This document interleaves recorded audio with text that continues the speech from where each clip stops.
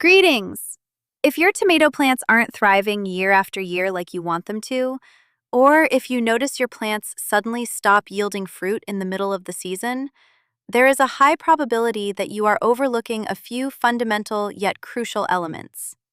Usually, in gardening circles, it is customary to share standard, superficial advice. Today, however, we are going to take a deep dive into genuine cultivation technology. I will share with you 5 proven secrets that professionals and experienced gardeners prefer to keep quiet about. These methods are capable of dramatically transforming your garden beds and shifting your productivity to a commercial level. Let's break down every single stage, from a tiny seed to bushes heavy with massive fruit, sequentially, in detail, and without any rush. Secret number 1: early pricking out on the 7th to 8th day after germination. The majority of tomato lovers commit a classic, fundamental mistake. They patiently wait for the appearance of 2, 3, or even 4 true leaves before grabbing their cups and soil. The logic seems obvious: to let the seedling grow stronger. In reality, though, this strategy works against you. Let's look beneath the soil and see how a tomato functions during this period. The plant's life cycle begins with vegetative, also known as generative, growth. At this moment, all resources are directed toward building a solid foundation, forming the stem, deploying the first leaves, and, most importantly, developing the root system. When a seedling sits in a shared planting box for too long, its central taproot rapidly drives deep downward, while its side branches begin to intertwine with the roots of its neighbors. What happens when you proceed with a late transplanting? You inevitably damage this fragile underground network. The plant experiences immense stress, loses its vital energy, and literally freezes in development for 1 to 2 weeks, spending all its strength on pure survival and regenerating what was lost. The right moment and technique. A commercial approach demands a completely different level of precision. The ideal time window for pricking out is the 7th to 8th day after the appearance of shoots. The main indicator. The cotyledon leaves must be completely, fully opened, while the first true leaf should be in a rudimentary state, just beginning to show itself. At this point, the root system is still compact and hasn't had time to become tangled, meaning the transplant will proceed practically seamlessly. Container volume. Prepare individual cups with a volume of 200 to 300 milliliters. This space is entirely sufficient for the first stage of the tomato's independent life. Transplant anatomy. Under no circumstances should you hold or pull the seedling by its delicate, barely formed stem. The vessels inside it right now are incredibly fragile. The slightest excessive finger pressure, and you will disrupt sap circulation forever. Hold the plant exclusively by the cotyledon leaves. Planting depth. Carefully deepen the seedling into the soil right up to the level of the cotyledon leaves. This will stimulate the immediate formation of additional lateral roots along the entire length of the buried stem, making the base of the bush powerful and stable. Secret number 2: specialized soil with wood ash. Healthy seedlings are not just about green leaves. They are about an ideal balance of nutrition within the soil substrate. If you want your tomatoes to develop harmoniously, avoid stretching into thin strings and maintain a thick, juicy stem. The quality of the soil during pricking out must be flawless. Many people use store-bought peat substrate in its pure form, forgetting that peat often possesses elevated acidity, which tomatoes intensely dislike. In an acidic environment, the absorption of nutrients is disrupted. A phenomenon known as nutrient lockout occurs, where the nutrition is technically present in the soil, but the roots physically cannot absorb it. The solution used by experienced masters is the integration of natural wood ash directly during the transplant stage. Recipe and substrate preparation. When pricking out, you need to add 1 to 2 teaspoonfuls of high-quality wood ash into every single liter of prepared soil mix. Thoroughly mix the composition to achieve absolute homogeneity. Why is this necessary? Ash acts as a slow-release, gentle, and safe fertilizer. It saturates the soil with three vital components. 1. Potassium, responsible for the future strength of tissues and plant immunity. 2. Calcium, builds strong cell walls. This is the best prevention against blossom end rot in the future. 3. A complex of trace elements, magnesium, boron, and iron, which are indispensable for stable photosynthesis. Furthermore, ash effectively reduces the excess acidity of the substrate, bringing it to the ideal parameters for tomatoes, and serves as a natural antiseptic that blocks the development of dangerous fungal infections, including the notorious black leg that can wipe out an entire crop overnight. Important disinfection recommendation. No matter how high quality the soil seems, it must be sanitized before mixing with ash and planting. It is best to heat the damp soil in a microwave oven for 30 to 40 seconds, or drench it thoroughly with boiling water 1 to 2 days prior to the planned pricking out. This will completely destroy hidden pest larvae and pathogenic fungal spores, creating a sterile, safe start for the young tomato. Secret number 3. Chlorhexidine, instead of potassium permanganate, a revolution in seed disinfection. If you purchase seeds that have not undergone preliminary professional treatment, pelleting, coating, at the manufacturer's plant, disinfection falls entirely on your shoulders. The surface of a seed is a veritable reservoir for dormant spores of anthracnose, alternaria, and bacterial canker. If you do not eliminate them at the start, the disease will manifest later during the period of active fruiting, when fighting it will already be too late. The older generation traditionally uses a solution of potassium permanganate, azophoska, for these purposes. However, this method harbors hidden threats. First of all, guessing the correct concentration by eye is practically impossible.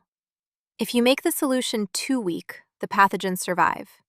If you make it excessively dark and purple, you will simply burn the delicate embryo inside the seed, leading to a sharp drop in germination or the emergence of deformed sprouts. A modern alternative that comes straight from professional practice is using standard pharmacy-grade chlorhexidine digluconate solution, 0.05%. Processing technology. The process is incredibly simple, safe, and stable. Take the tomato seeds and place them into a small cloth bag or onto a cotton pad. Generously soak them with pure, undiluted chlorhexidine straight from the bottle. Leave the seeds to soak for exactly 30 minutes. Chlorhexidine possesses powerful antibacterial and antifungal properties. It completely sterilizes the outer shell of the seed, wiping out pathogenic microflora, yet acts remarkably gently. Unlike aggressive potassium permanganate, it does not exert a toxic, suppressing effect on the internal tissues of the embryo, and does not reduce overall seed germination in any way. After this half-hour bath, the seeds are rinsed with clean water and lightly dried to a free-flowing state, leaving them fully ready for an ideal, healthy sowing. Secret number 4. A time-release bomb at the bottom of the planting hole. Once your seedlings have passed their vegetative phase in cups, and the time comes to move the plants to their permanent location, into a greenhouse or open ground, you need to lay the foundation for their long-term nutrition. Remember, the tomato is a voracious plant. To consistently form a powerful stem and simultaneously fill heavy clusters of fruit, it requires an uninterrupted supply of macro and micro elements. If you simply dig a hole in depleted garden soil and shove a bush inside, the plant will rapidly exhaust the surface resources, slow down its growth, and enter a state of stress. Professionals assemble a true nutritional bomb at the bottom of every hole, a multi-component cushion that decomposes gradually, providing the bush with everything it needs over the course of months. Anatomy of the ideal hole. When planting a bush, dig a spacious hole and layer the following composition inside. A handful of wood ash provides a starting dose of potassium and calcium, protecting the roots from rots. 1 tablespoon of azophoska, nitroamophosca. This is a classic mineral fertilizer containing a balanced nitrogen-phosphorus-potassium complex, N to P to K. Phosphorus stimulates immediate establishment and root expansion in the new location, while nitrogen and potassium provide a boost to the above-ground biomass. A bunch of fresh, young, stinging nettle. Chop up a bunch of nettles with your hands or scissors and lay it at the bottom. As it decomposes underground, nettle releases a massive amount of organic nitrogen, iron, and carbon dioxide, creating a warm, stimulating microenvironment for the roots. Humus, or high-quality peat. A shovel full of good organic matter serves as an excellent humic base, retaining moisture and feeding beneficial soil microflora. Small, fresh fish, if available. A secret trick used by old masters. Place 1 or 2 small fish, such as caplin or sprat, at the very bottom of the hole. As it decomposes, the fish becomes a source of pure organic phosphorus, calcium, and magnesium, precisely during the period when the tomato begins massively setting its first flower clusters. All these components at the bottom of the hole must be lightly covered with a layer of ordinary soil so that the roots of the seedling do not come into direct contact with fertilizer granules, avoiding chemical burns. The root system will reach this wealth on its own in a few days once it adapts. Secret number 5. Hormonal mineral balance during flowering and fruiting. Once the bush has established itself and put on green mass, it transitions into the second major phase of its life cycle, the reproductive stage. Now, all the plant's energy must be redirected from building leaves toward forming flowers, ensuring high-quality pollination and the subsequent ripening of fruit. Here, gardeners face a new trouble. Due to heat inside a greenhouse, above 30 to 32 degrees Celsius, tomato pollen becomes sterile, meaning blossoms fail to pollinate, dry up, and drop off en masse. As a result, instead of luxurious clusters, you get half-empty bushes. To prevent this, it is necessary to carry out a precisely calibrated foliar treatment. Spraying and stimulation scheme. During the mass flowering of the first, second, and third flower clusters, perform a comprehensive foliar spray over the leaves. 1. Boric acid. Dissolve 1 to 2 grams of boric acid in 10 liters of water. Make sure to dissolve the powder beforehand in a small amount of hot water, as it does not dissolve in cold water. Boron is a key element for the reproductive system of plants. It stimulates pollen germination, significantly increases the number of sets, minimizes flower drop and blossom blast, and makes future tomatoes sweeter. 2. Anti-stress stimulators, zircon or epin. Add an ampule of zircon or epin to this exact same solution. These adaptogens support the tomato's immunity during periods of extreme temperature swings, daytime heat paired with cold night dews, activate the plant's own defenses, and visibly extend the active fruiting period right until autumn. Calendar of systemic care, May to August. Growing tomatoes does not end with planting and a one-time spray. To achieve maximum results, where you can harvest an impressive yield from every single bush, your care must be systemic. Memorize this simple schedule of feedings and protective measures, broken down by the season's key phases. Feeding schedule, every 10 days. To maintain an ideal balance between vegetative mass and the swelling of fruits, carry out root or foliar feedings every 10 days, changing their focus depending on the month. Period nutritional focus. Intended objective. Main elements. May to June, nitrogen feedings. Building up a powerful leaf apparatus capable of nourishing future multi-fruited clusters. Predominance of nitrogen, N, July to August. Potassium phosphorus feedings. Halting foliage growth, accelerating fruit ripening, and improving flavor and shelf life.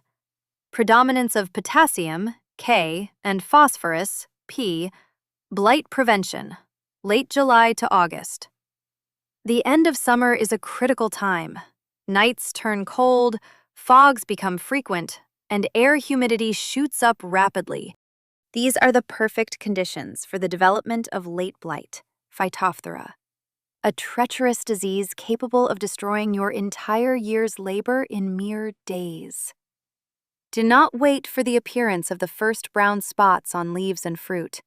By the time they show up, treating the plant is practically useless. In late July or the very first days of August, it is absolutely mandatory to conduct a thorough preventative treatment of the bushes using specialized fungicides. Proven products that have performed exceptionally well include Ordin, Halm, Oxyhalm. They effectively block fungal spores from germinating and protect the leaf blade from both the outside and inside, allowing the tomatoes to mature safely and disease-free right on the bushes until the autumn frosts arrive. Integrate these 5 profound professional techniques into your practice this season. Pay attention to the details. Prick out on time, monitor seed cleanliness, place long-term nutrition in the holes, and competently manage the plant's balance using boron and timely feedings. The result won't keep you waiting. You will be pleasantly surprised by the abundance, flawless quality, and magnificent flavor of your homegrown tomatoes. Good luck in the garden beds!